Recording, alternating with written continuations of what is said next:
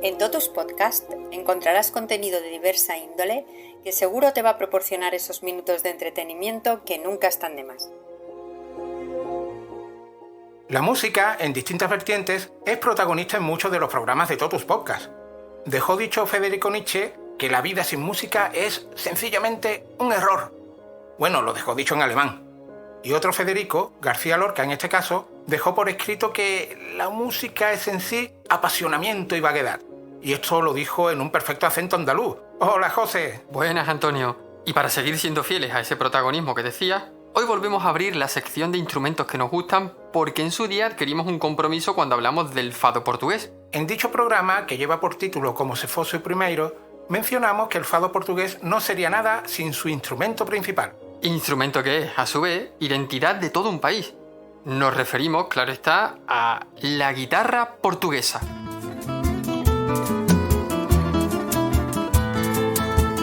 Como bien ha dicho José, la guitarra portuguesa es uno de los grandes símbolos de la identidad lusitana. Sus orígenes se remontan a una posible evolución de la cítara durante el siglo XVIII, una evolución que en Europa dio lugar a múltiples instrumentos de cuerda que eran similares. Y ahora que he mencionado la cítara como origen de la guitarra, José, voy a aprovechar para preguntarte sobre el origen de la palabra cítara. Eres un aprovechado, Antonio. Bien, la palabra cítara nos remite al vocablo griego kithara. Quizás provenga de Citerón, que es el nombre de una montaña que se situaba entre Beocia y Ática. De Grecia, la palabra evolucionaría hasta la cithara, con H después de la T. En la India, por ejemplo, la palabra cítara evolucionó hacia sitar. ¿Y de la palabra guitarra qué nos puedes decir? En este caso se atribuye un origen árabe, aunque aprovecha también el origen griego de la palabra cítara. En Portugal y en España, bueno, en toda la península, gracias al legado andalusí, nos llegó la palabra guitarra. Volviendo al instrumento de este programa, hay investigadores que sitúan la creación de la guitarra portuguesa en Inglaterra. Lo que son las cosas. Bueno, no exactamente, es muy osado afirmar esto tal y como lo acabo de hacer. Lo que quiero decir es que en Inglaterra se construyó un tipo de cítara o de guitarra que tenía una sonoridad más emotiva y potente. Y ese modelo inglés, con esa sonoridad tan peculiar, fue el modelo que adoptaron los luthiers portugueses para crear la versión definitiva y genuina de la guitarra portuguesa. Gracias por ayudarme a aclararlo, porque ya me estaba metiendo en uno de esos laberintos de los que nos habló Noelia de Enigmítica en uno de nuestros programas. No hay por dónde. Llegados a este punto, es obligado citar a António da Silva Leite, un compositor y teórico musical portugués del siglo XVIII. Escribió una obra muy importante llamada Estudo de Guitarra, que, entre otras cosas, definía por primera vez la estructura y características de la guitarra portuguesa. Y sin abandonar el siglo XVIII, también es obligado mencionar al luthier Luis Cardoso Soares sevillano, porque fue el primero en la creación de las primeras variedades de la guitarra portuguesa. Así es, José. Las guitarras portuguesas que salían de las manos de este luthier fueron muy célebres, no solo por su sonido, también por su excelente artesanía. Su gusto por usar los mejores materiales y su talento a la hora de tallar la madera a mano contribuyó significativamente a la identidad de este instrumento. En el programa que dedicamos al fado ya dijimos que en 2011 este género musical tan propio de Portugal fue declarado Patrimonio Inmaterial de la Humanidad. Esto supuso un nuevo impulso para la guitarra portuguesa, que sigue reinventándose en el panorama musical contemporáneo. Vamos a hablar un poco de las características de la guitarra portuguesa. Quizás la podamos visualizar mejor si la comparamos con la guitarra española. Me parece una buena idea. A ver qué tal nos sale. Pues como hemos deslizado antes, tanto la guitarra española y la guitarra portuguesa comparten en gran medida un origen histórico. Las diferencias las encontramos tanto en su construcción como en su uso y la técnica empleada a la hora de tocar. Y es que la primera diferencia es el tamaño.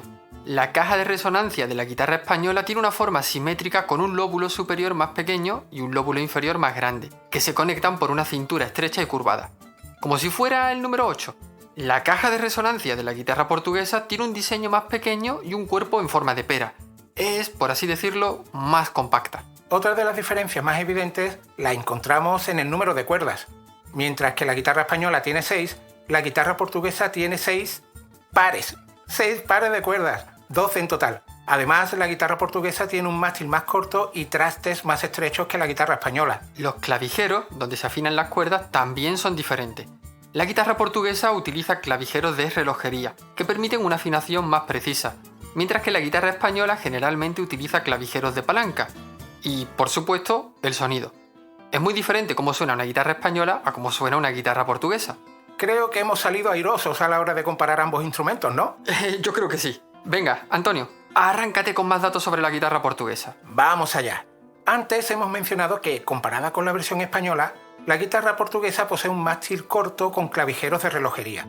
El extremo del mástil tiene un remate ornamental, también de madera, que permite distinguir las 3 variedades principales de guitarra portuguesa. Así, tenemos la guitarra portuguesa de Lisboa, que se distingue por tener en el extremo del mástil un adorno en forma de voluta o caracol. Se caracteriza por el brillo de los tonos agudos y se suele usar en espacios íntimos, por decirlo así.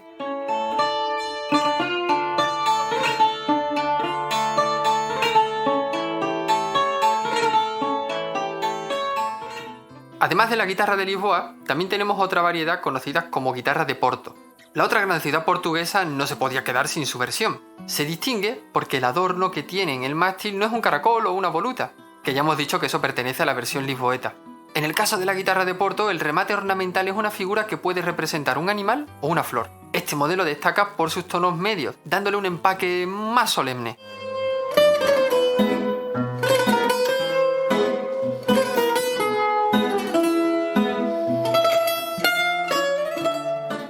Y acompañando a la guitarra de Lisboa y a la de Porto, tenemos la tercera versión, la guitarra de Coimbra.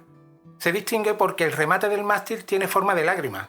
Su afinación es algo distinta a las otras dos, porque con este modelo lo que se pretende es destacar los tonos más bajos, los más profundos, y su caja de resonancia permite que los sonidos puedan ser apreciados incluso si se toca al aire libre o en grandes teatros.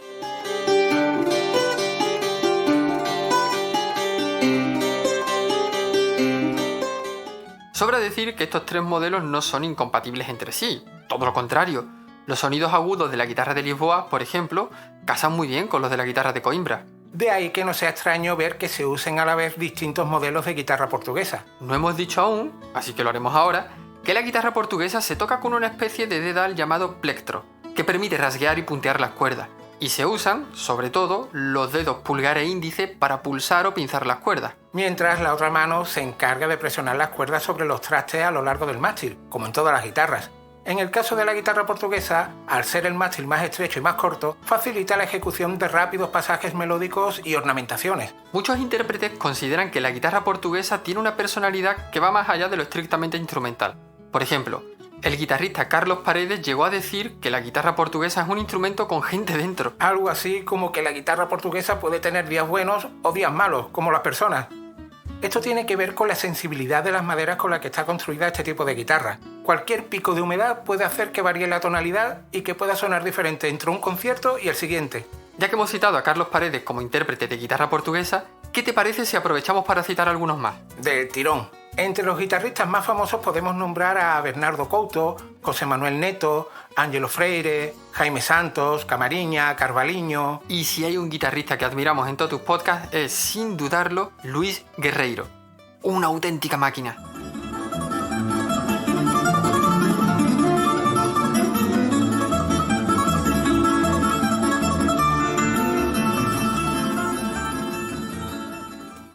A pesar del virtuosismo que acabamos de escuchar, destacamos a Luis Guerreiro por su capacidad de innovar en el arte interpretativo de la guitarra portuguesa, respetando los estilos más clásicos que han hecho de este instrumento una referencia cultural. Luis Guerreiro no es muy amigo de la llamada fusión de estilos. No, la verdad es que no le mola, por ejemplo, que al fado portugués le añadan percusiones como una batería y esas cosas. Pero bueno, a veces las fusiones pueden traer cosas interesantes, como sucede con el flamenco.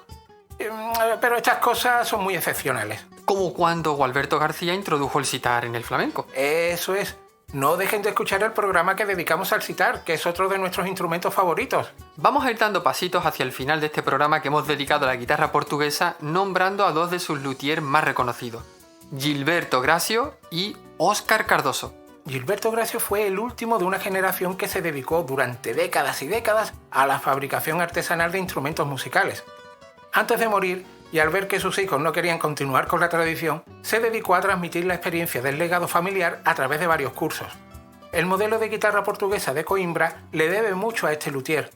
Hoy día su sello se mantiene gracias a sus 2 asistentes, que son los que salvaguardan el legado y los conocimientos de Gilberto Gracio. El caso de Óscar Cardoso es parecido. Él aprendió el oficio de luthier gracias a su padre, Manuel Cardoso. Empezó a construir guitarras portuguesas en 1990, 5 años después del estreno de Regreso al Futuro. Destaca por su enorme talento a la hora de trabajar las maderas, llegando incluso a introducir ligeros cambios en las curvas de la caja de resonancia. Es un luthier, por así decirlo, innovador. Y aunque es habitual asociar la guitarra portuguesa al fado, es justo decir que su uso no se limita a ese género musical.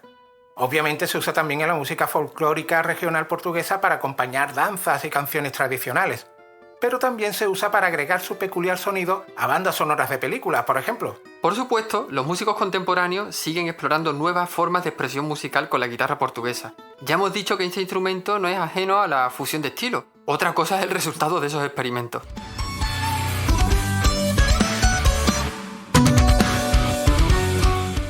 Así que, como en botica, hay de todo. Para todos tus podcasts, cualquier excusa es válida para disfrutar de una buena guitarrada portuguesa.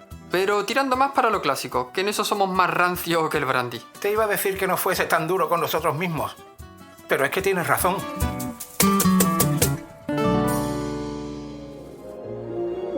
Gracias por escuchar y apoyar Totus Podcast. Síguenos en la web www.totuspodcast.com y en nuestras redes sociales. Hasta el próximo programa.